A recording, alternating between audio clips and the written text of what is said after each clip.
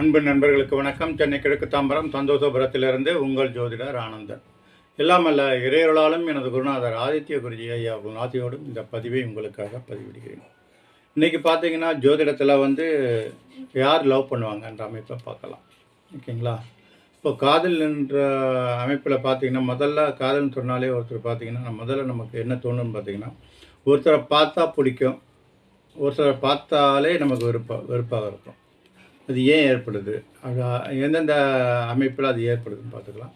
பார்த்ததுமே பிடிக்கிறது தான் காதல். ஓகேங்களா? அப்போ எந்தெந்த ராசிக்காரர்கள் பார்த்தா பிடிக்கும். ஓகேங்களா? இப்போ ராசி பொருத்தமாக வரும்போது ஒருத்தருக்கு ஒருத்தர் பிடிக்கும். ராசி மாறுபட்டு வரும்போது ஒருத்தருக்கு பிடிக்காது. ஓகேங்களா? ஒருத்தரை பிடிக்கும்னா இருவருடைய ராசிகளையும் ஒரே ராசியாக இருக்கும், இல்லைனா ஒரே நண்பர்களுடைய ராசியாக இருக்கும். அதே மாதிரி ராசிக்கு பகைவருடைய ராசி வந்ததுன்னா அவங்கள பிடிக்கவே பிடிக்காது. என்னதான் நல்லது பண்ணால் கூட பார்த்ததுமே ஒரு வெறுப்பு வரும் இல்லைங்களா? ஏன்டா நம்ம கண்ணு முன்னாடி வரான்னு தோணும். அப்போ பார்த்தீங்கன்னா எதிரணி ராசியாக இருக்கும். அப்போது அந்த ராசிகளில் ஒரே அணி ராசி எது, எதிரணி ராசி எது, அது தெரிஞ்சுக்கணும். அதை எப்படி சொல்லுவாங்கன்னு பார்த்தீங்கன்னா, குரு அணி ராசிகள், சுக்கிர அணி ராசிகள்னு சொல்லுவாங்க. இப்போ குரு அணி ராசிகள் குரு அணி ராசிகள் எழுதுவோ அது எல்லாமே ஒருத்தருக்கு ஒருத்தர் நண்பர்களாக இருப்பாங்க. அந்த அணியில் வரக்கூடிய ராசிகள் ஒருத்தருக்கு ஒருத்தர் லவ் பண்ணக்கூடிய அமைப்பில் வரும். ஒரே அணியில் குரு அணியில் இருக்கக்கூடிய ராசிகள் என்னவோ அந்த ராசிக்காரர்கள் தான் ஒருத்தருக்கு ஒருத்தர் லவ் பண்ணுவாங்க. அதே மாதிரி சுக்கிர அணியில் வரக்கூடிய ராசிகள் எதுவோ அந்த ராசிக்காரர்கள் தான் அந்த ராசிக்காரர்களுக்குள்ள லவ் பண்ணுவாங்க.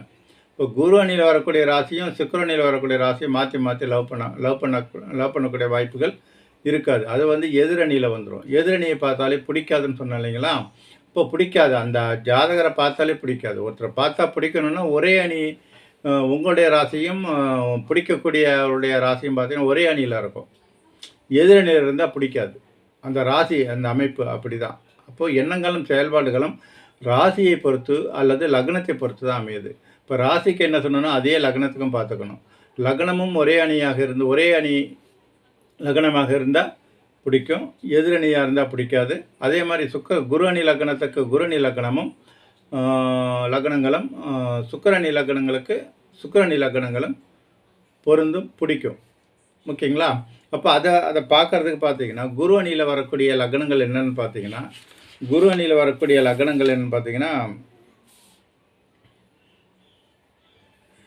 மேஷம், விருச்சிகம், கடகம், சிம்மம், தனுசு, மீனம். குரு அணியில் வரக்கூடியது மேஷம், விருச்சிகம், கடகம், சிம்மம், தனுசு, மீனம். இப்போ இந்த ராசிகளில் ஒருத்தருக்கு ஒருத்தர் இருந்தாங்கன்னா, இரண்டு பேர்கள் லவ் பண்ணுறாங்கன்னா, இந்த ராசியில் இருந்தாங்கன்னா அவங்கள பிடிக்கும். இப்போ அதற்கு எதிரணி ராசியில் இருந்தாங்கன்னு வச்சுங்களேன், எதிரணி சுக்கிரணி அணின்னு சொல்லுவாங்க. அந்த சுக்கிரணி ராசிகள் என்னன்னு பார்த்தீங்கன்னா ரிஷபம், துலாம், மிதுனம், கன்னி, மகரம், கும்பம். இந்த 6 ராசிகளும் சுக்கிரணி ராசிகள். இந்த குரு அணி ராசிகளுக்கு சுக்கிரணி ராசிகள் பிடிக்காது, சுக்கிரணி ராசிகளுக்கு குரு அணி ராசிகள் பிடிக்காது. ஒரே அணியில் இருக்கும்போது அவங்கள பிடிக்கும், அவங்க தான் லவ் பண்ணுவாங்க. ஓகேங்களா? இப்போ இதில் குரு அணி ராசிகள் எது, சுக்கிரணி ராசிகள் எது தெரிஞ்சுக்கணும். அந்த அமைப்புக்கு தான் இதை உங்களுக்கு இதை சொன்னேன். ஓகேங்களா? இப்போது குரு அணிக்கு குரு அணி ராசிகள் பிடிக்கும், சுக்கிரணிக்கு சுக்கிரணி ராசிகள் பிடிக்கும். எதிராக வரும்போது பிடிக்காது. குரு அணியும் சுக்கிரணியும் இரண்டும் ஒன்று சேராது. இந்த அமைப்பை ஒருத்தர் லவ் பண்ணுறாங்கன்னா இந்த அமைப்பில் இருக்கும்போது அவங்கள தான் லவ் பண்ணக்கூடிய சாத்தியக்கூறுகள் உண்டு. ஓகேங்களா? இப்போ பார்த்திங்கன்னா அது மட்டும் இல்லாமல் இந்த லவ்ன்ற முதல்ல எண்ணத்தில் தான் அந்த உதயமாகுது இல்லைங்களா? அந்த எண்ணங்கள் பார்த்திங்கன்னா அதுக்கு உண்டான பாவகம் பார்த்தீங்கன்னா 5ஆம் பாவகம். எண்ணத்தில் உதயமாகக்கூடிய அந்த லவ்வை குறிக்கக்கூடிய பாவகம் 5ஆம் பாவகம். அந்த லவ் ஏற்பட்ட பின்பு ஏற்படக்கூடிய இன்ப உணர்வை குறிக்கக்கூடிய பாவகம் 7ஆம் பாவகம். அப்போது 5ஆம் பாவகம் 7ஆம் பாவகம் லவ்வுக்கு சம்பந்தப்பட்ட பாவகம்.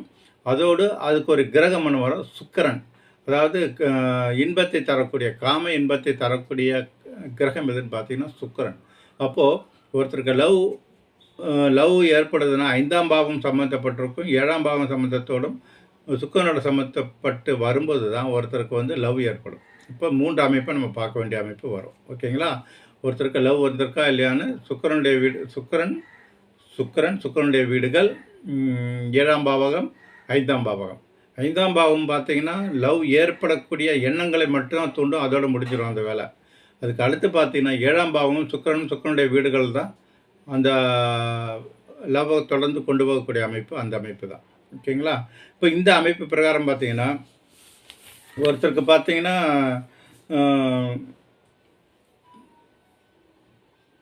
ஃபஸ்ட்டு வந்து ராசிகள் வந்து ஒரே அணியில் வரும்போது பிடிக்கும், ஒருத்தரை பிடிக்கும்.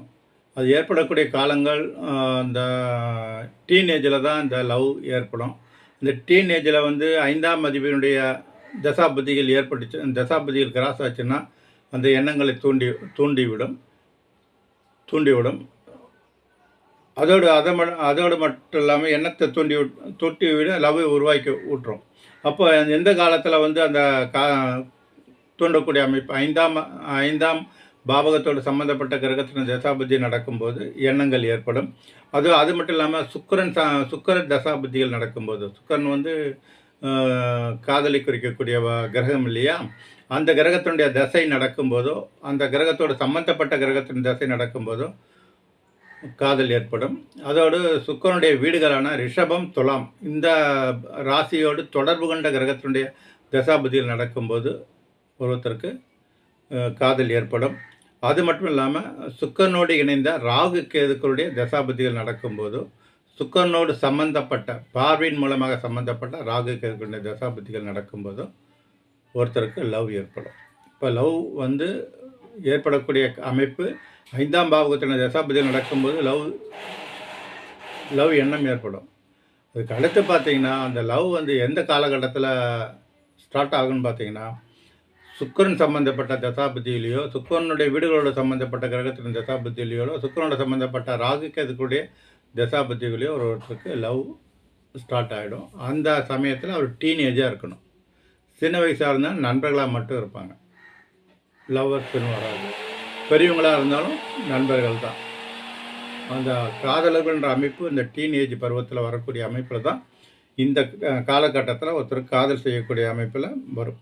இப்போ வந்து ராசி ஒருத்தர் குருவணி ராசின்னா குருவணி ராசி பொருந்துன்னு சொன்னேன். அதே மாதிரி குருவணி லக்னத்துக்கு குருவணி லக்னம் பொருந்தும். அதே மாதிரி சுக்கிரணி ராசிக்கு சுக்கிரணி பொருந்தும், சுக்கிரணி லக்னங்களுக்கு சுக்கிரணி லக்னம் பொருந்தும். அது மட்டும் இல்லாமல் குருவணி லக்னத்துக்கு குருவணி ராசிகள் பொருந்தும். அதே மாதிரி சுக்கிரணி லக்னத்துக்கு சுக்கிரணி ராசிகள் பொருந்தும். அதே மாதிரி சுக்கிரணி ராசிக்கு சுக்கிரணி லக்னம் பொருந்தும். அதே மாதிரி குருவணி ராசிக்கு குருவணி லக்னம் பொருந்தும். அப்போ ராசி லக்னமும் ஒரே அமைப்பில் வரும்போது ஒருத்தருக்கு வந்து லவ் ஏற்படக்கூடிய வாய்ப்புகள் உண்டு. ஓகேங்களா?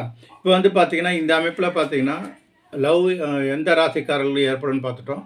எந்த காலகட்டத்தில் டீனேஜில் இந்த தசாபதிகள் சுக்கிரன் சம்மந்தப்பட்ட தசாபதிகள் வரும்போது, சுக்கிரன் வீடுகள் சம்மந்தப்பட்ட தசாபதிகளோ, சுக்கிரனோட சம்மந்தப்பட்ட கிரகங்களுடைய தசாபதிகள் வரும்போது ஒருத்தருக்கு லவ் ஏற்படும். அந்த சமயத்தில் அவர் டீனேஜ் பருவத்தில் இருக்கும்போது ஏற்படும். இப்போ அது மட்டும் இல்லாமல் ஒருத்தர் யார் லவ் பண்ணுவாங்க அந்த அமைப்புன்னு பார்த்தீங்கன்னா, யாருக்கு காதல் ஏற்படும்? எல்லாருமே லவ் பண்ணுறது இல்லை இல்லைங்களா?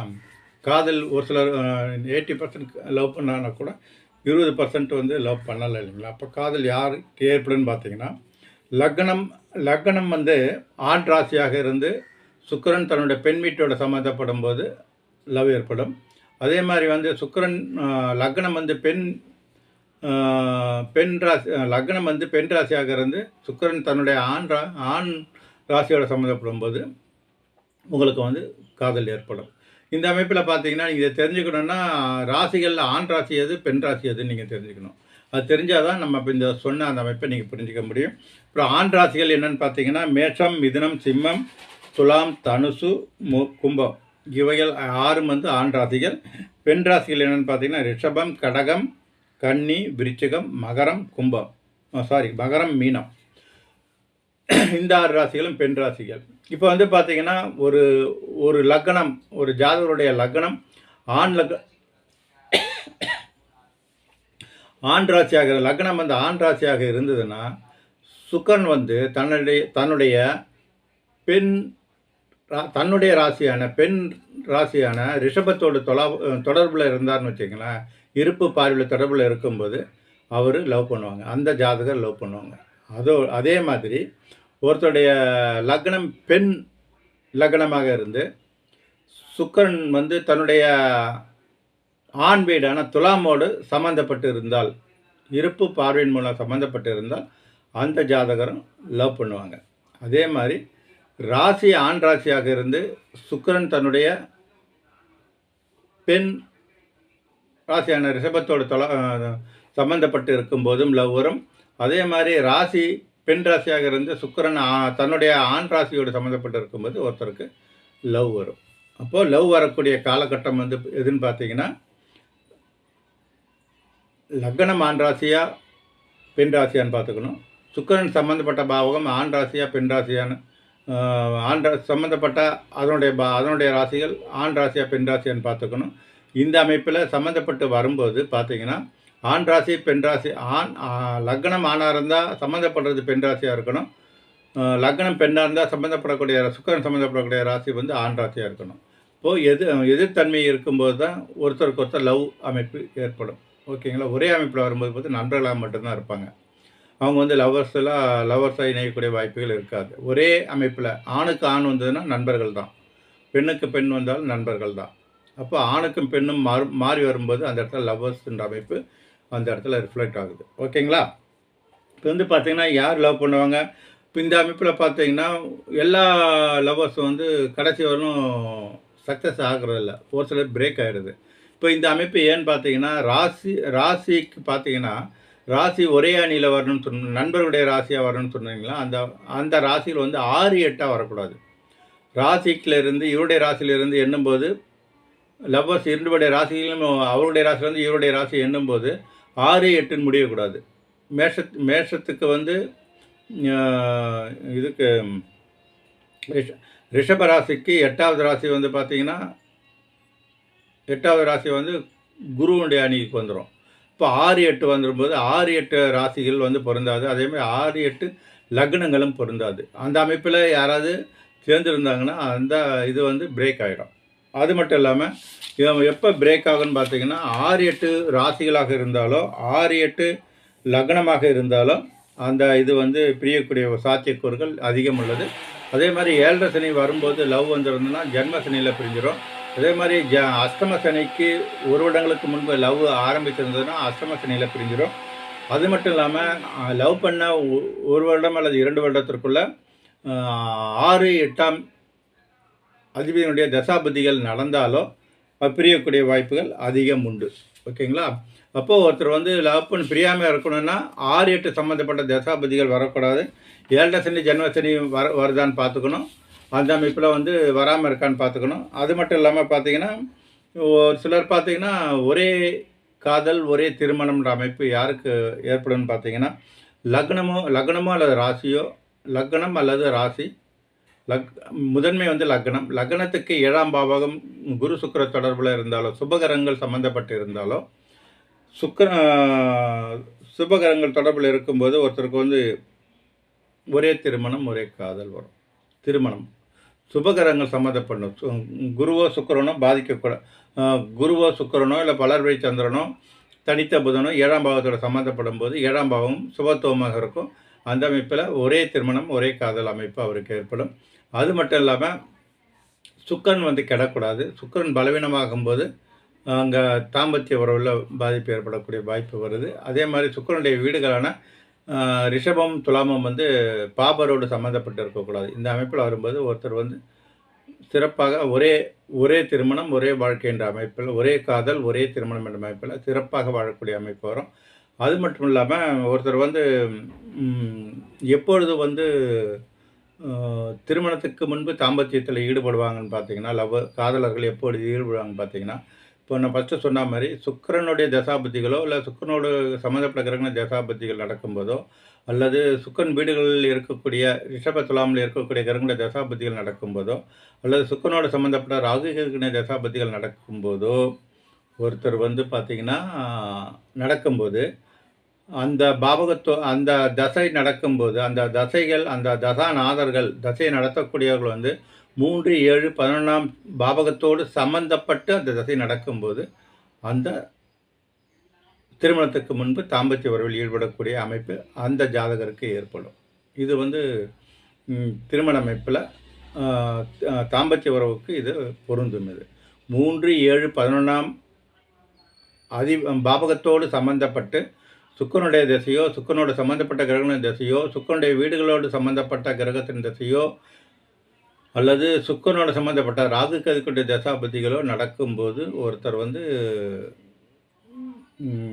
நடக்கும்போது இந்த 3, 7, 11 பாவகத்தோடு சம்பந்தப்பட்டு இருந்துச்சுன்னா, அந்த ஜாதகர் வந்து திருமணத்துக்கு முன்பே வந்து தாம்பத்திய உறவு அனுபவிக்கக்கூடிய வாய்ப்புகள் அவருக்கு உண்டு. எனவே இன்னைக்கு பார்த்தீங்கன்னா, காதல் யார் செய்வாங்க? எந்தெந்த ஜாதகர் வந்து எந்தெந்த ராசி காதல் செய்யக்கூடிய அமைப்பில வரும்? காதலுக்கு உண்டான பாவம் என்ன? கிரகங்கள் என்ன? எந்தெந்த காலகட்டத்தில காதல் வரும்? டீனேஜில தான் காதல் வரும். சுக்கிரன் சம்மந்தப்பட்ட தசாபுதிகள் நடக்கும்போதோ, சுக்கிரனோடு சுக்கிரனுடைய வீடுகளோடு சம்மந்தப்பட்ட கிரகங்கள் தசாபுதிகள் நடக்கும்போதோ, சுக்கிரனோடு சம்மந்தப்பட்ட கிரகங்கள் தசை நடக்கும்போதோ, ஒருத்தர் லவ் பண்ணுவாங்கன்னு பார்த்தோம். ஓகேங்களா? இப்போ இந்த காதல் அமைப்பு நல்லா தெரிஞ்சுக்கணும்னு நினைப்பீங்க. இந்த அமைப்பில நீங்க பலன் எடுத்தீங்கன்னா, உங்களுக்கு வந்து பலன் துல்லியமா வரும் கூறி இந்த வாய்ப்பை பயன்படுத்திக் கொண்டு சிறப்படையுமாறு கேட்டுக்கொண்டு, இந்த பதிவை இதோடு நிறைவு செய்கிறேன். வாழ்த்துக்கள்.